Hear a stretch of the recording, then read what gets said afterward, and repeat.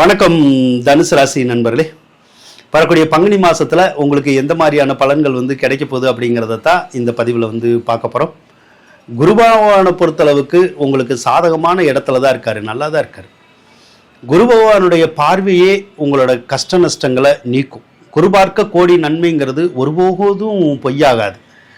குரு பகவானுடைய அருள் பார்வை உங்களுடைய ராசிக்கு இருக்கிறனால எவ்வளவு கஷ்டங்கள் வந்தாலும் அந்த கஷ்டங்கள் எல்லாம் தீந்துருங்க. அதே மாதிரி தலைக்கு வர்றது தலைப்பாகையோடு போயிடும், தலைக்கு வராது.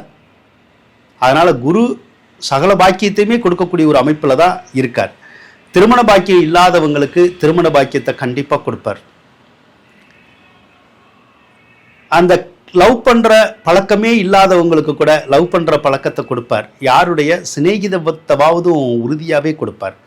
கோயில் சார்ந்தவங்க, சாஸ்திர ரீதியாக இருக்கிறவங்க, கல்வித்துறையில் இருக்கிறவங்க, பேங்கில் வேலை செய்கிறவங்க, கோர்ட்டில் வேலை செய்கிறவங்க, இவங்களுடைய மாதிரியான உறவுகள் சிலருக்கு ஏற்படும். அந்த உறவுகள் நன்மையாக அமையறதுக்கான வாய்ப்புகளும் உங்களுக்கு கிடைக்கதான் செய்யும். கணவன் மனைவிக்குள்ள கருத்து வேறுபாடுகள் இருந்தால் கூட அந்த கருத்து வேறுபாடுகள்லாம் தீந்து கருத்து வேறுபாடுகளோடு இருக்கக்கூடிய அந்த கணவன் மனைவியர்கள் மறுபடியும் சேர்றதுக்குடைய ஒரு அமைப்பை அந்த குரு பகவான் மே மாதத்துக்குள்ளே கொடுப்பார். ஆனால் சேரணும்னா டிவோர்ஸ் ஆகாமல் இருக்கணும், அல்லது டைவர்ஸ் கேஸ் போடாமல் இருக்கணும். கேஸ் போட்டால் கூட பிரச்சனை இல்லை, சேர்ந்துடலாம். அப்படி ஒரு அமைப்பு இப்போ இருக்கதா செய்யுது. முயற்சி பண்ணி பாருங்கள்.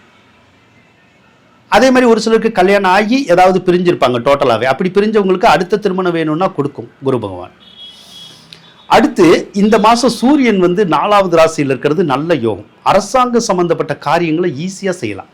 ஏதோ ஒரு கவர்மெண்ட்டில் உங்களுக்கு ஒரு டாக்குமெண்ட் மாற்றணும், ஏதாவது சர்டிஃபிகேட் மாற்றணும், அல்லது சர்டிஃபிகேட் வாங்கணும், டாக்குமெண்ட்ஸ் வாங்கணும், இப்படியெல்லாம் ஏதாவது விஷயங்களை நீங்கள் செய்யணுன்னா தாராளமாக செய்யலாம். அதெல்லாம் இந்த மாதம் ஈஸியாக நடக்கும். ரொம்ப நாள் பெண்டிங்கில் இருந்தால் கூட இப்போ நீங்கள் அதை முயற்சி பண்ணுங்கள். கண்டிப்பாக இந்த பங்குனி மாதத்தில் கை கொடுக்கும். அரசாங்க அதிகாரிகள் உதவி செய்வாங்க. அரசியல்வாதிகள் உதவி செய்யக்கூடிய ஒரு அமைப்பு இருக்குது. அரசியல்வாதிகளுக்கும் அரசாங்க அதிகாரிகளுக்கும் நல்ல பட்டம் பதவிகள் கிடைக்கக்கூடிய ஒரு மாதம் தான் இந்த மாதம். சுக்கிரன் வேற நாளில் இருக்குது, இதுவும் யோகம்தான். சுக்கிரன் நாளில் இருந்தாலும் சிலருக்கு வீடு கட்டுற யோகம் இருக்கும், சிலருக்கு வீடு வாங்குகிற யோகம் இருக்கும். பழைய வீடை கூட திருத்தி அமைக்கலாம். வராத வீடு கூட வரும். இப்போ ஏதோ ஒரு வீடு வில்லங்கத்தில் இருக்குன்னு வச்சுக்குவோம், நீண்ட காலமாக நமக்கு கிடைக்கல, ஆனால் இப்போ முயற்சி பண்ணால் அந்த சொத்து கிடைக்கும். அந்த அமைப்பு இப்போ இருக்குது. சிலருக்கு எலக்ட்ரானிக் பொருள்கள் வாங்குறதுக்குடைய ஒரு யோகங்கள்லாம் கூட இப்போ இருக்குது. அதனால் நீங்கள் மின்சாதன பொருட்கள் ஏதாவது வாங்கணுன்னா, மின்னணு பொருட்கள் வாங்கணுன்னாலும் உங்களால் இந்த மாதம் வாங்க முடியும், வாங்கிக்கலாம்.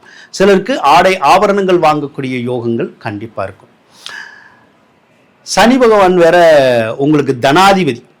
4வது ராசியில் இருக்கிறது சிறப்பாக இருக்கும். அதுவும் குருவோட நட்சத்திரத்தில் தான் இருக்கும். அதாவது சனி பயிற்சி மார்ச் 6ஆம் தேதி தான் வருது. அது யோகச்சனி தான், நீங்கள் ஒன்றும் கவலைப்படணுங்கிறதுக்கு இல்லை. 4வது ராசியில் வந்துட்டாலே அர்த்தாஷ்டம சனின்னு கவலைப்படணுங்கிறது இல்லை. அர்த்தாஷ்டம சனின்னா அஷ்டம சனியில் பாதி கெடுபலன்னு கொடுக்கணுங்கிறதா விதி. ஆனால் அது ஒன்றும் பெரிய விஷயம் கிடையாது. ஏன்னா அர்த்தாஷ்டம சனியாக இருந்தால் கூட உங்களுக்கு பணத்தை கொடுக்க வேண்டியவர் அவர் தான். அவர் நல்லா இருந்தால் மட்டும்தான் பணத்தை கொடுப்பாரு. அப்போ இப்போ நல்லா இருக்கான்னு கேட்டால் நல்லா தான் இருக்கு. அதனால் பொருளாதார ரீதியாக கஷ்டப்படுறவங்களுக்கு இனிமேல் அந்த பொருளாதார கஷ்டங்கள் ஈஸியாக தீரும். கடன் காட்சிகள் இருந்தாலும் நிவர்த்தி ஆகும். ஒரு சிலருக்கு வண்டி வாகனங்கள் வாங்கக்கூடிய யோகம் இருக்கும், வாங்கலாம். ஒரு சிலருக்கு தொழிலுக்காக கூட புதுசாக வண்டி வாகனம் வாங்கணும்னு நினைப்பு வரும், வாங்கிக்கலாம். உங்களுக்கு நல்லா தான் இருக்கும். 3வது இடத்துல செவ்வாய் இருக்கிறது. ஒரு சிலருக்கு ஒரு சொத்தை கொடுத்துட்டு இன்னொரு சொத்து வாங்கக்கூடிய யோகம் இருக்குது, நாம் பண்ணிக்கலாம் அந்த மாதிரி. அல்லது ஒரு சொத்தை கொடுக்கணுன்னாலும் கொடுத்துடலாம், அல்லது வாங்கணுன்னாலும் வாங்கிடலாம். வராத சொத்துக்களை கூட வாங்கி கொடுக்கக்கூடிய யோகம், வர வைக்கக்கூடிய ஒரு யோகத்தை செவ்வாய் பகவான் இந்த மாதம் உங்களுக்கு உருவாக்கி வர்றாரு. ஏப்ரல் 1க்கு அப்புறம் நடக்கும். பூமி சம்பந்தப்பட்ட சொத்துக்கள் கைக்கு வர்றதுக்கு வாய்ப்புகள் இருக்குது. முயற்சி பண்ணி பாருங்கள். புதன் வேற உங்களுக்கு மார்ச் 6ஆம் தேதி 4வது ராசிக்கு போயிடுவார். அவரும் அப்படிதான் சொத்து பத்தை கொடுக்கக்கூடிய கிரகம் தான், கல்வியை கொடுக்கக்கூடிய கிரகம் தான். ஆக எல்லா கிரகங்களுமே உங்களுக்கு நல்லா தான் இருக்கு.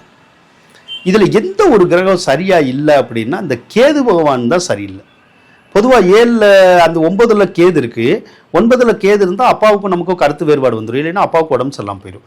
வெளிநாடு சார்ந்த விஷயங்களுக்கு வேணால் நல்லாயிருக்கும். இப்போ வெளிநாட்டு போகிறதுக்கு, வேலை வாங்குறதுக்கு, படிக்கிறதுக்கு, அந்த விஷயத்துக்கெல்லாம் நல்லாயிருக்கும். ஆனால் வேலை பார்த்துக்கிட்டு இருக்கவங்களுக்கு மட்டும் கரெக்டான வேலையை கொடுக்க மாட்டார் அந்த கேது பகவான். வேலை பார்த்துக்கிட்டு இருந்தால் கூட அந்த வேலையில் வந்து ஏதாவது ஒரு தொந்தரவை வந்து உங்களுக்கு உருவாக்கி விட்டுருவார். ஸோ மனச்சலனத்தை வந்து உருவாக்கி விட்டுருவார். அதனால நீங்கள் ஒரு சிலர்லாம் வேலை மாறணும்னா தயவுசெய்து மாறிடுங்க. மாறிட்டீங்கன்னா எந்த தொந்தரவும் இருக்காது. மாறுற வரைக்கும் ஆனால் தொந்தரவு இருக்கும். அதனால் மாறணுங்கிற ஒரு கட்டாயம் வரும். வந்தவங்க மாறிக்கங்க, தப்பு இல்லை. அதே மாதிரி இந்த ஓன் பிஸ்னஸ் பண்ணுறவங்க தான் ஒன்றுமே பண்ண முடியாது. ஏன்னா ஓன் பிஸ்னஸ் பண்ணுறவங்களுக்கும் பார்த்தீங்கன்னா இப்போ அந்த சொந்த தொழில் அப்படிங்கிறத அந்த கேது பகவான் வந்து என்ன பண்ணுதுன்னா சொந்த தொழிலை அப்படியே கம்மி பண்ணிக்கிட்டே வருது. அதாவது தொழில் ஓடுறதுனுடைய வேகத்தை குறைக்குது. அப்போ கஸ்டமர் வந்து குறைஞ்சிட்றாங்க நமக்கு. அப்போ நமக்கே ஒரு பயம் கொடுக்குது. என்னடா தொழில் முதல்ல நல்லா தான் போயிட்டு இருந்துச்சு, இப்போ தொழிலே சரியாக ஓட மாட்டேங்குது. முதல்ல நல்லா நிறையா பணத்துக்கு ஓடும், இப்போ சரியாகவே ஓட மாட்டேங்குது, கைக்கு பத்தலை அப்படிங்கிற மாதிரி ஒரு விஷயம்லாம் இருக்கும். ஆனால் இது நிரந்தரம் கிடையாது. அதுக்காக நம்ம தொழிலை விடணுங்கிற அவசியம் கிடையாது. இந்த கேது பயிற்சி வரும் செப்டம்பர் அக்டோபரில் வரும். அது வரைக்கும் கொஞ்சம் பொறுமையாக தொழில் சரியில்லைன்னா கொஞ்சம் ஓட்டிக்கிட்டே இருங்க. அதுக்கப்புறம் கேது பயிற்சிக்கு அப்புறம் தொழில் மறுபடியும் பிக்கப் ஆயிடும். அதனால தொழில் சரியாக ஓடலையேன்னு சொல்லி ஒரு சிலர் வருத்தப்படணுங்கிற அவசியம் இல்லை. அதே மாதிரி புதுசாக தொழில் தொடங்குறவங்க மட்டும் இப்போ தொடங்காதீங்க. அது தொடங்குறதா இருந்தால் கேது பயிற்சி முடியட்டும். அதுக்கப்புறம் நீங்கள் தொழில் தொடங்கினீங்கன்னா கண்டிப்பாக நல்லா தான் இருக்கும். ஆக தனுசு ராசிக்காரவங்களுக்கு கேது பகவான் ஒன்று தான் சரியில்லை. அது வேலை தொழிலை மட்டும் பாதிக்குது. மற்ற கிரகங்கள் எல்லாம் உங்களுக்கு சாதகமாக இருக்கனால மற்ற எல்லா நல்ல விஷயமுமே உங்களுக்கு நடக்கும், கை கொடுக்கும் அப்படின்னு சொல்லிக்கொண்டு விடைபெறுகின்றேன். நன்றி, வணக்கம், வாழ்த்துக்கள் நண்பர்களே.